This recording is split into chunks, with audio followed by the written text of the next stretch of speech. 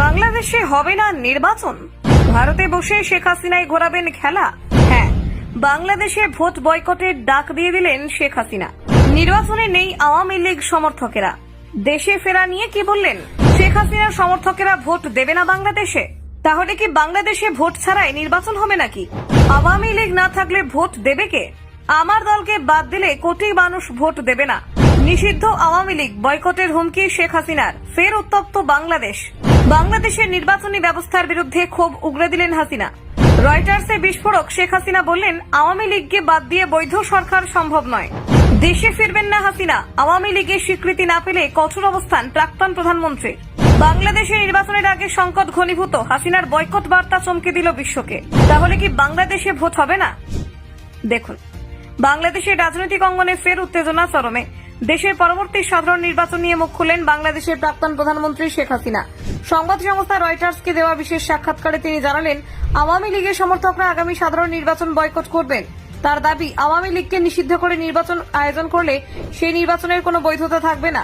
হাসিনা বলেন, আওয়ামী লীগ বাংলাদেশের অন্যতম প্রাচীন রাজনৈতিক দল এবং এটি কোটি মানুষের এই দলকে সমর্থন করে। যদি তাদের ভোটাধিকার কেড়ে নেওয়া হয় তাহলে নির্বাচনের ফলাফল জনগণের প্রকৃত ইচ্ছার প্রতিফলন ঘটাবে না। তার মতে, দেশের রাজনৈতিক স্থিতিশীলতা বজায় রাখতে হলে সব পক্ষকে নির্বাচনী প্রক্রিয়ায় অংশ নেওয়ার সুযোগ দিতে হবে।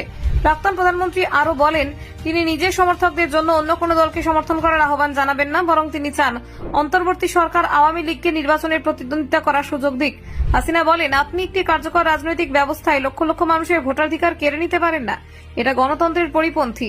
রয়টার্সকে দেওয়া সাক্ষাৎকারে শেখ হাসিনা তার দলের নিষিদ্ধ হওয়ার সিদ্ধান্তের তীব্র ক্ষোভ প্রকাশ করেন। তিনি বলেন, আওয়ামী লীগ বাংলাদেশের স্বাধীনতার ইতিহাসে অংশ, তাই এই দলকে নিষিদ্ধ করা মানে দেশের গণতান্ত্রিক ঐতিহ্যকে আঘাত করা। বাংলাদেশে 2024 সালে আগস্ট মাসে শেখ হাসিনার সরকারের পতনের পর থেকে আওয়ামী লীগকে নিষিদ্ধ করার দাবি জোরালো হয়। মোহাম্মদ ইউনূসের নেতৃত্বাধীন অন্তর্বর্তী সরকার দলের বিরুদ্ধে যুদ্ধাপরাধ এবং মানবাধিকার লঙ্ঘনের অভিযোগ তোলে। সেই যুক্তিতে এই দলটিকে নিষিদ্ধ ঘোষণা করা হয়। এমনকি আওয়ামী লীগের ছাত্র সংগঠন বাংলাদেশের ছাত্রলীগকেও ইতিমধ্যে নিষিদ্ধ ঘোষণা করা হয়েছে। তাদের বিরুদ্ধে সহিংসতা, দুর্নীতি এবং রাজনৈতিক দমননীতির অভিযোগ রয়েছে বলে দাবি অন্তর্বর্তী সরকারের।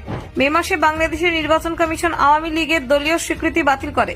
এই সিদ্ধান্তের পর থেকে হাসিনা এবং তার ঘনিষ্ঠ নেতারা রাজনৈতিকভাবে কোণঠাসা হয়ে পড়েন। তবে হাসিনা দাবি করেন, এই সমস্ত পদক্ষেপ আসলে রাজনৈতিক প্রতিহিংসার ফল।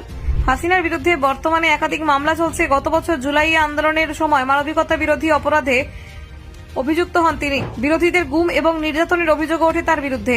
এই মামলাগুলির মধ্যে একটি গুরুত্বপূর্ণ মামলার রায় আগামী 13 নভেম্বর ঘোষিত হবে।